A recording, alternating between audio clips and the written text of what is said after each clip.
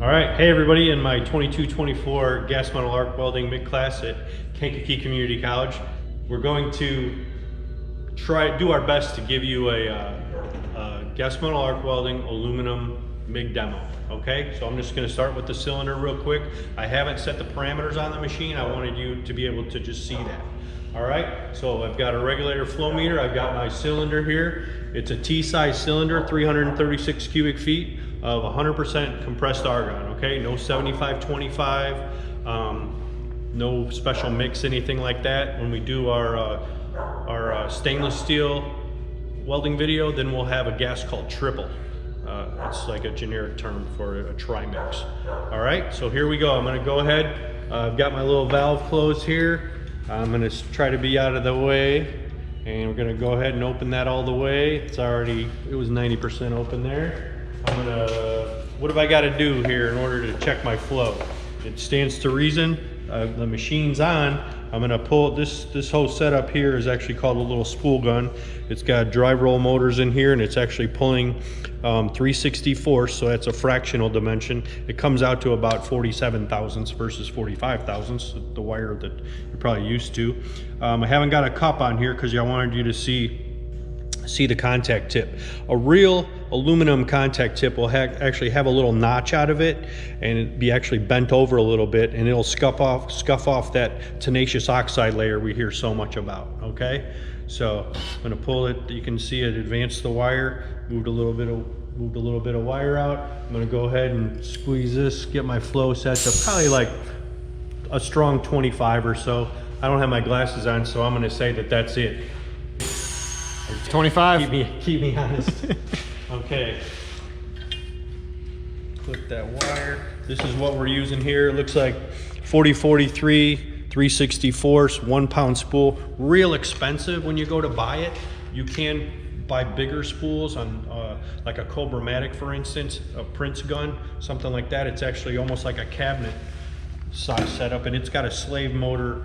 It's got one motor actually like you're used to in your cabinet welder, and it's got another slave motor up in that you can go up into a semi-trailer, dump trailer or something 50 or so feet away, and actually that whole system can go up in the bed of the truck. So you can go out. You're still gonna have issues with wind, you know, something like that, so don't think that you're just gonna be completely portable, be able to go off, run it off a generator, which you can, but you're gonna need to have a buddy there with you or something and be able to block the wind, okay? So I haven't even set this thing up, so I kind of wanted you to see it, how it was done. I'm going to give 2 examples. I'm going to tack with it a little bit, and then I'm going to do a push, which I'm going to recommend, and then I'm going to do a drag, and I'm going to let you see the difference, and we'll explain the difference between the 2 outcomes right after we do them, so you can actually see it being put down. Going to do about 21 volts, and my wire feed speed here this is my wire feed speed in inches per minute. It's a little knob on the bottom side of the machine. So as you increase the number, so goes wire feed in inches per minute. There's no correlation in this particular machine, so you can't really see what you're doing. You'll just kind of find your sweet spot and run with it. There are higher dollar machines that actually you have that ability. You can't push aluminum very far because it's just a soft wire. The wire drive will spin out on the wire. The tractive effort just isn't steady enough to push that soft wire, okay? That being said, if you had to make it work, you get maybe a 10 or 12 foot lead on your MIG gun, a Teflon liner, all separate everything that's going to touch that wire, okay? So if you had drive rolls that were for steel, you would replace those with drive rolls the same diameter maybe, but you would go with just dedicate everything that was going to touch that filler metal would be dedicated for that setup, okay? Again, I said the Teflon liner for aluminum or other non-ferrous materials. I could take this off real quick. And this is just a guard. It's got a little break in there, and there's the roll of wire. I mentioned the expense when you go to buy this stuff. And I know I always revert to like a 44 pound spool. That's the steel weight of the spool. Obviously aluminum isn't that heavy. So I've got my gas set. I'm gonna get my glasses on. and I'm gonna do a little pass to see just where the machine is, because this thing's been sitting a couple weeks, and last thing I think I worked on was a semi-trailer. So I'll be right back after I get the parameters set. Thanks.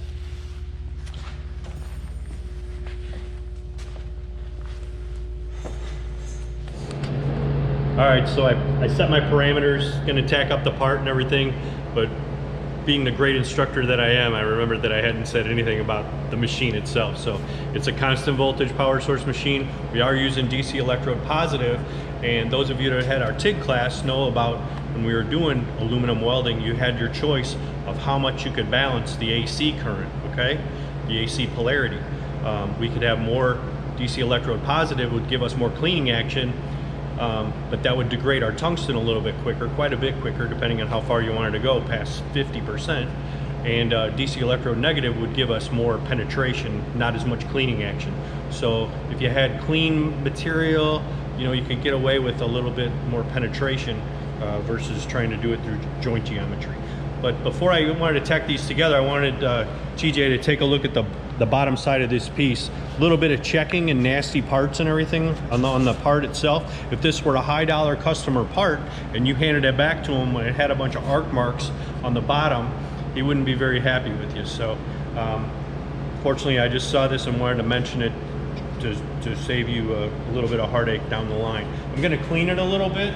I've got a stainless steel, a dedicated stainless steel wire brush, and all I want to do is knock off that tenacious oxide layer. Remember, that melts about 3,750 degrees versus 1000 series aluminum melts, you know, maybe 1200, 1250. I don't want cards and letters saying that I'm off like 2 degrees or something, okay?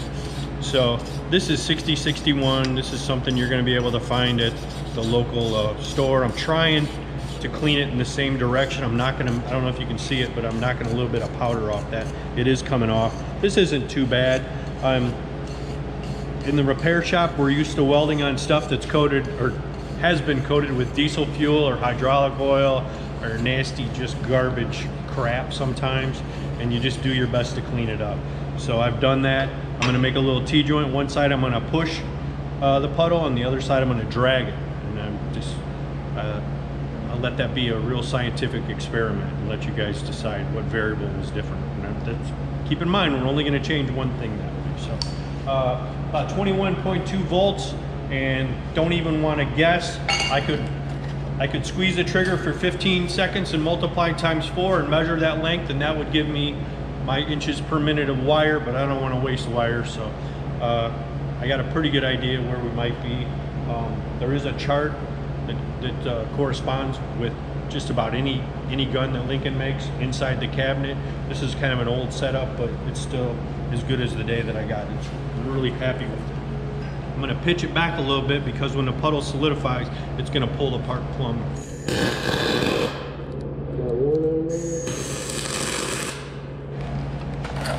So keep in mind, you know, when God let us weld aluminum, that's why he gave us the TIG welder, okay? Because if I had my druthers, that's what I would use.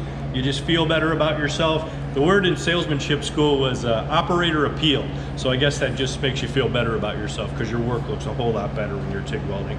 MIG welding can, and I mean, now they have CV pulse power sources where you almost have to do a double take if it's been TIG welded or MIG welded. Some really good.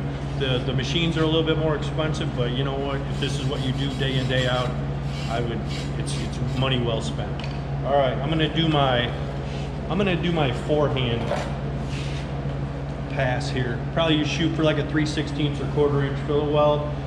Wires in here, nice and steady, and we'll measure it maybe, and then we'll spin the part around and do a backhand pass. You might read in one of your books that if you get more penetration if you drag the puddle. See that there's a couple knobs on the front of that machine, okay? That's my argument for pushing. I can see where I'm going, and if I need more penetration, I can open up my root, or I can turn one of those couple of those knobs on the machine, okay? So if there's any questions about that, I'd love to get into a good conversation about that. All right, y'all ready?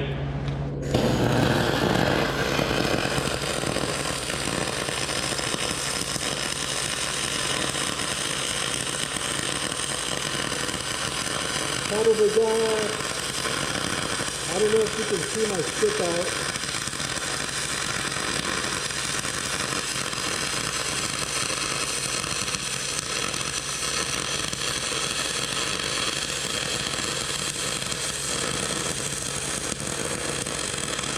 Doing a little back step, because that's probably the #1 problem you have when you go look on your buddy's fishing boat.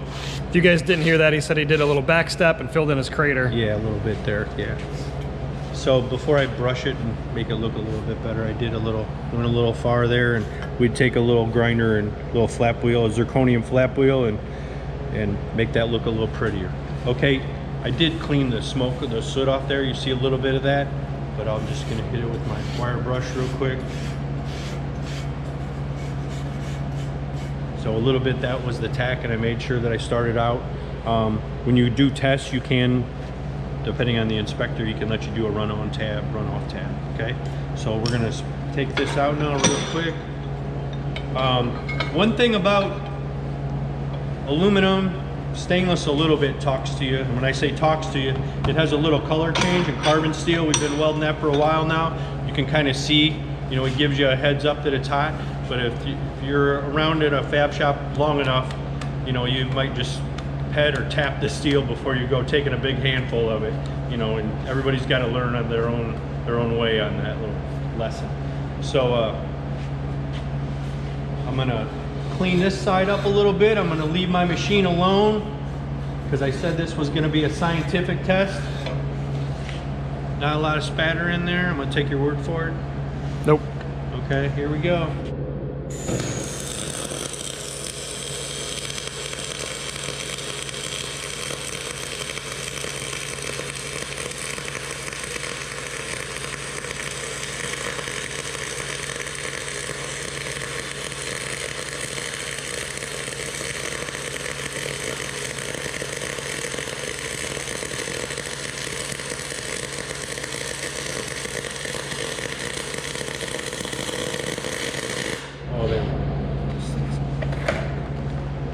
So, I'm sorry I was a little quick on my push, that I kind of got away the soot a little bit. But this one here looks has a little more soot on it, I would say, okay?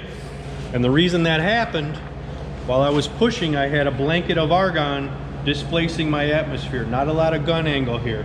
And I tried to keep the same gun angle on my drag relatively.